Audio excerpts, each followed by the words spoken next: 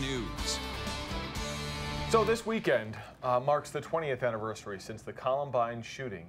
And to remember the lives lost, 5280 is partnering with a bunch of groups, including the Rebels Project, to dedicate this month's issue to remembering the stories and the aftermath of that tragedy. Well, this morning, 5280's Dan Brogan joins us here alongside Sherry Lawson from the Rebels Project. You dedicated this issue entirely to the 20th anniversary of Columbine. This issue came out back in March. What has the reaction been from readers and advertisers? So far, it's been positive. You know, when the magazine first comes out, we sort of get that initial, people kind of go back to their pet issues, and you get the, you know, oh, it's guns, or oh, it's mental health, whatever. But now there's been a couple of weeks, people are setting back, and I think reading what we put in there, it's 40+ pages, and starting to see that, okay, it is more complicated than a single issue. It is about kind of seeing how pieces fit together. Well, 20 years later, I mean, you certainly understand that the impact doesn't go away. Sherry, you're with the Rebels Project, and I know you were impacted by a shooting in Washington, D.C., the Navy Yard shooting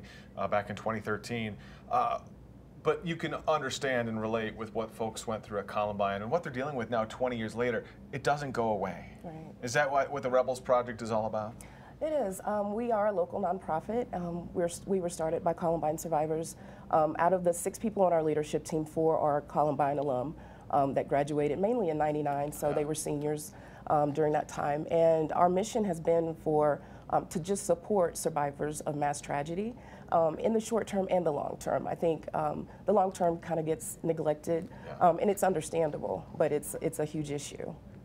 Well, in this issue of the magazine, you cover everything from how the media covers mass shootings, to teen mental health, to gun safety, to advocacy groups and laws. What do you hope the tone is, the takeaway from this all-encompassing issue? What do you hope the tone is 20 years later? I hope that the tone is that it is a multifaceted, like, there's so many factors that go into these tragedies and the causes behind them, and then just the ripple effect of the aftermath. And I think that a lot of times, especially on social media, it's easy to narrow it all down to just one thing. So it is easy to focus on gun reform or focus on mental health, but there's all kinds of things that play into that and why they happen. And then just really that people understand that it doesn't just go away, that the long-term effects do last, and that even 20 years out, I've seen, you know, I have really good friends now that survived Columbine, and this is a really tough time for them.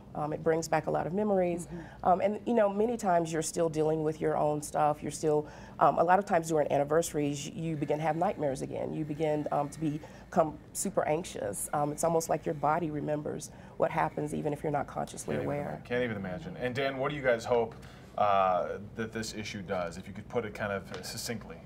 You know, I think it's to maybe change the conversation a little bit. We started planning this a little more than a year ago when the Parkland shootings happened. And that's when we saw that, hey, we're having these same conversations over and over again, and it's not moving the needle at all. So by stepping back and being a little more thoughtful and a little deeper than maybe we get to do in daily journalism a lot of the time, hopefully moving that conversation along. Great. 5280.com/5280gives is the link if you want to donate to the Rebels Project or some of the other groups that you guys have partnered with. Thank you so much for coming in and talking about this. I appreciate it. Tonight at 5, the officer tells us exactly what happened inside the school that day. He was there, and the lessons learned in the 20 years since Columbine. Be sure to join us all week for our special coverage. We're approaching this anniversary a little bit differently. We've made the decision here at Fox to not show the images from that day back in '99, and we're not using the names or the pictures of the shooters. Instead, we really want to focus on the stories of hope that emerged from all that heartbreak 20 years ago this week. All right. 8:17 right now. If you are about to head out the door, weather-wise, we're looking all right, Greg. Yeah, it looks pretty good. And to add to that, too, we're not